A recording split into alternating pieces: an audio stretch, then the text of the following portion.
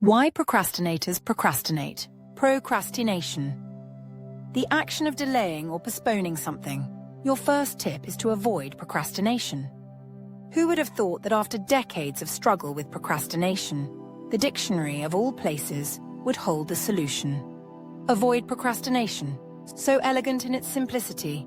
While we're here, let's make sure obese people avoid overeating, depressed people avoid apathy, and someone please tell beached whales that they should avoid being out of the ocean.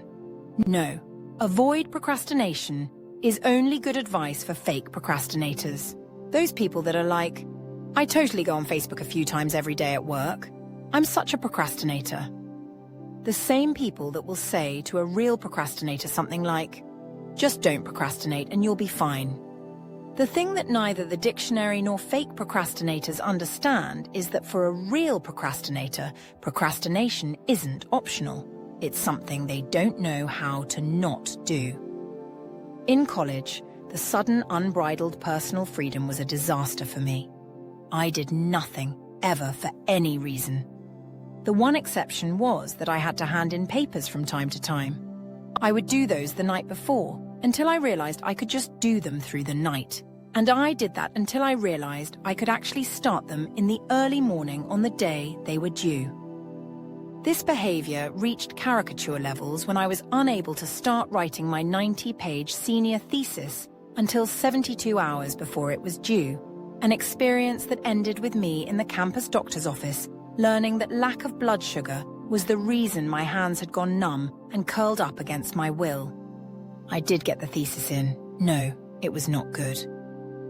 Even this post took much longer than it should have because I spent a bunch of hours doing things like seeing this picture sitting on my desktop from a previous post, opening it, looking at it for a long time, thinking about how easily he could beat me in a fight, then wondering if he could beat a tiger in a fight, then wondering who would win between a lion and a tiger, and then Googling that and reading about it for a while. The tiger would win. I have problems. In a non-procrastinator's brain, there is just one rational decision-maker making the decisions.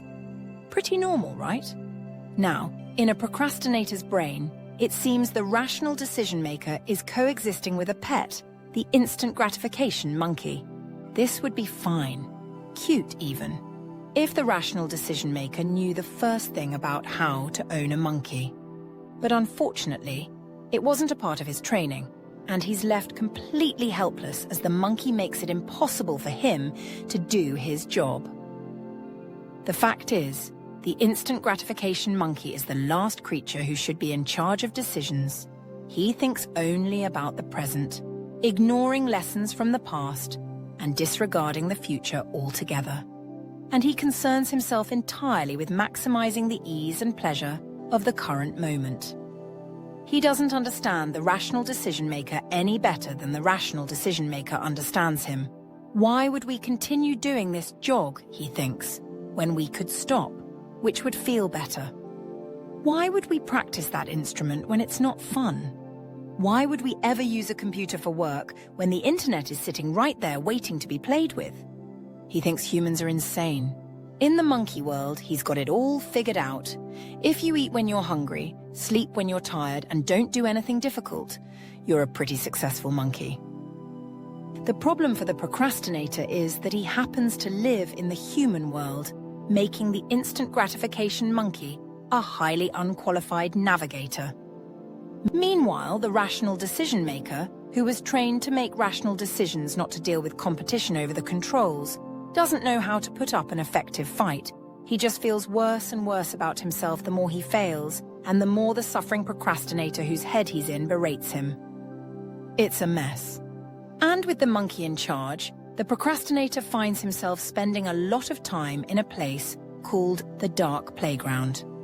The dark playground is a place every procrastinator knows well.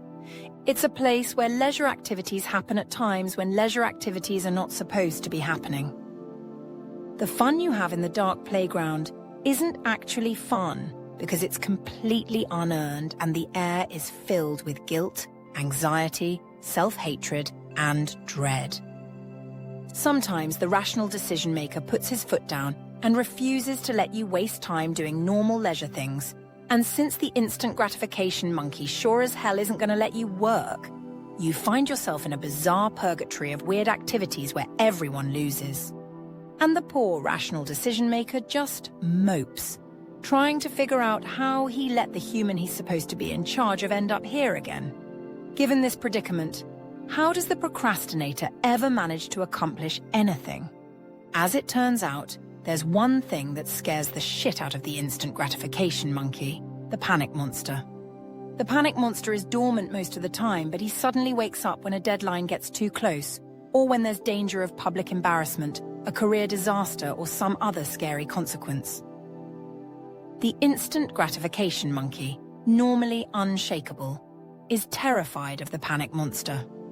How else could you explain the same person who can't write a paper's introductory sentence over a 2-week span suddenly having the ability to stay up all night, fighting exhaustion, and write 8 pages? Why else would an extraordinarily lazy person begin a rigorous workout routine other than a panic monster freakout about becoming less attractive? And these are the lucky procrastinators. There are some who don't even respond to the panic monster. And in the most desperate moments, they end up running up the tree with the monkey, entering a state of self-annihilating shutdown.